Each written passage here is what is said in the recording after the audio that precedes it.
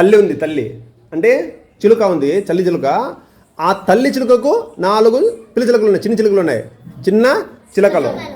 ఆ చిలకలు ఉన్నాయి కదా, చిన్న చిలుకలు. తల్లి చెప్పింది, అంది పిలిచింది, చిలకలు దగ్గర రండి అని చెప్పి పిలిచింది తల్లి. అప్పుడు వచ్చిన ఏంటమ్మా అని చెప్పి అడిగినవి.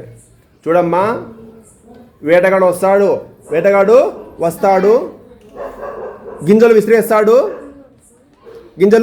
విసిరుతాడు, తర్వాత వల వేస్తాడు, మిమ్మల్ని పట్టుకొని మెడ విరుస్తాడు అని చెప్పేసి బాగా చెప్పింది తల్లి.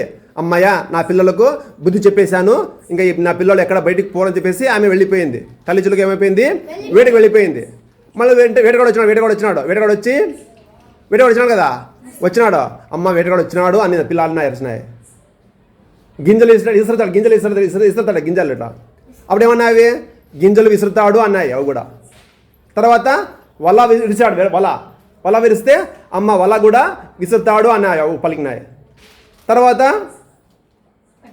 పట్టుకొని మెడ విడుస్తాడు అన్నాయి అవి. ఆయన ఏం చేస్తున్నాడు, అవి తీసుకొని మెడ విడిచినాడు వేటగాడు. అర్థమైందా? తల్లి వచ్చేపాటికి అన్నీ చనిపోయినాయి, అన్నీ లేవు, ఏవి లేవు. అంటే ఏమి, ఆ తల్లి ఏం చెప్పింది, పాట చెప్పిపోయింది, బుద్ధి చెప్పిపోయింది. కానీ ఈ చిన్న చిలుకలకు, పిల్ల చిలుకలకు అర్థం కాలేదు.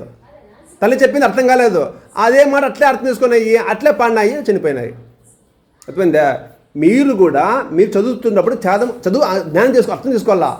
ఒక పదం ఉందంటే దాన్ని అర్థం చేసుకోవాలా. మీ చదువు ఎందుకు చదువుతున్నారు, ఏం నేర్పిస్తున్నాయి, మీరు ఏం చదువు చెప్తున్నారు, సారాలో చెప్తున్నారు కదా, మీకు ఎందుకు చెప్తున్నారు మీరు అర్థం చేసుకోవాలా. అర్థం చేసుకుంటే మీకు చదువు వస్తుంది. అర్థమైంది? అంటే ఏమి, చదువు అంటే ఏమి, అర్థం చేసుకోవాలా.